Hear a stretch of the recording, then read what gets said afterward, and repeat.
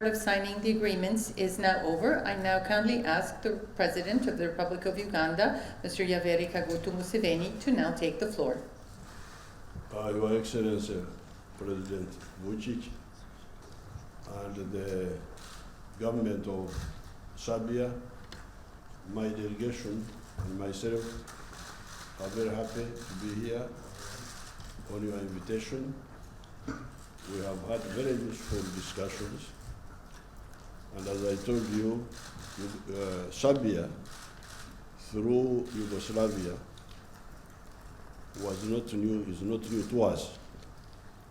In the 1950s, 1960s, we had very good relations with Yugoslavia under Marshal Tito. And I told you how we used to follow the stand of Marshal Tito during that time, especially the neutral position he kept between the quarrel between the Soviet Union and China. That time they were all socialists, they were all communists, but they had disagreements. But Marshal Tito refused to take sides and remained neutral, and we admired him for that. Our elders, like Mwalimu Nyerere, the president of Tanzania at that time, who was our senior person, appreciated him so much.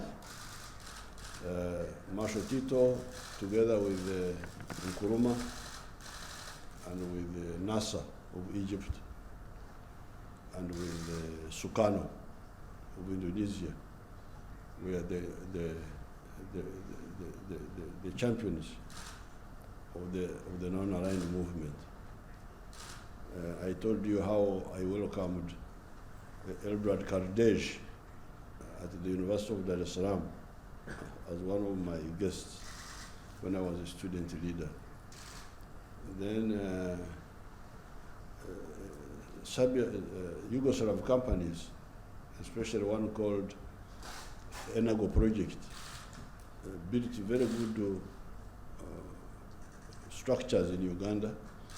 There is one structure which is very famous, known as the Nile International Conference Center and Hotel. This was built by the Enago Project, hired by the Uganda government in 1970. Then 1986, we brought them back, and they rehabilitated the Nile Conference Center, and they also rehabilitated the Sheraton.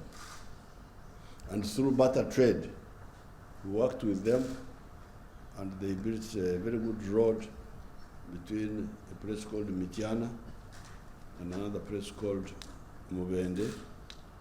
And then we bought quite a number of things from Yugoslavia, including boats known as Alinda, which we still have for our marines on Lake Victoria. Unfortunately, Yugoslavia was involved in some internal issues. There was a little bit of disconnection, but now I'm very glad that you are stable and you are developing, and I am back here to resume our collaboration. I thank you very much. And we have prepared for Mr. President Museveni some documents, photos, notes from these meetings. President Museveni is a man with outstanding experience, and talking directly to him I could learn a lot. You see that Mr. President Museveni remembers Edvard Kardelj, he remembers the dissidents of Yugoslavia, he remembers Gilas, how he and Tito went on, and I could learn a lot from President Museveni also about current political situation in Africa, the speed of African growth. Africa in total has 1.5 billion population, much bigger than India, but Africa is developing, moving forward. In 30 years, we'll have more than 2.5 billion people in Africa, and it will become then one of the biggest, most important markets in the world after Asia. We talked about many important issues. I'm very grateful to President Museveni for standing by the international law and that because Uganda is supporting the territorial integrity and sovereignty of Serbia, of the whole Serbian territory in international fora, international organs, we do reciprocally for Uganda and all African countries. What is very important for us, we talk about international cooperation. Before the end of August, 1 or 2 ministers, a head of delegation from Serbia will visit Uganda to talk about possible cooperation in agriculture. Firstly, we'll talk about it in the business forum, in other areas, in defense. We already had some cooperation in the years before us. Behind us, we think we can improve this cooperation of ours. And let me tell you, in 2050, Uganda will have more than 100 million inhabitants. Today, Uganda has more than 40 million. People who cannot follow this quick growth in Africa. Uganda in 2050 will be one of the youngest countries in the whole world. Huge potentials. And we will talk at the business forum about it, what is very important for us. Mr. Museveni, President Museveni respects private property a lot. He knows that you cannot have successful economy if the state owes everything. That's very important for our investors. President Museveni invited me for the big Congress of Non-Alignment in 2024 in January. It's an extreme honor for me as a head of state, head of Serbian state, to attend in Kampala this non-alignment meeting. But what I think is also very important for people in Uganda and us here, we had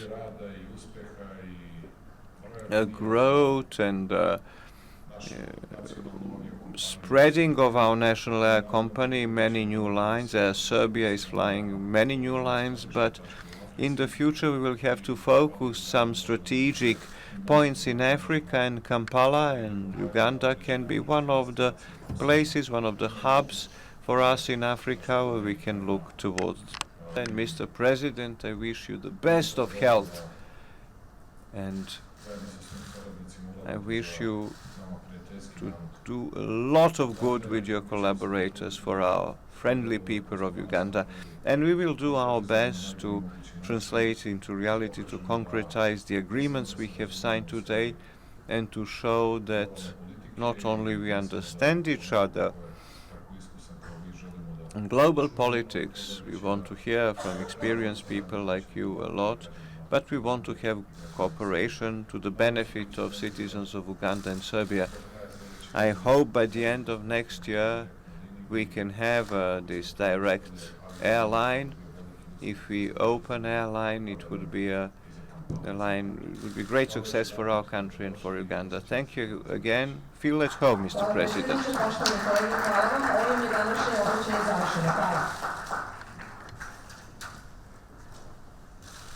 Sit.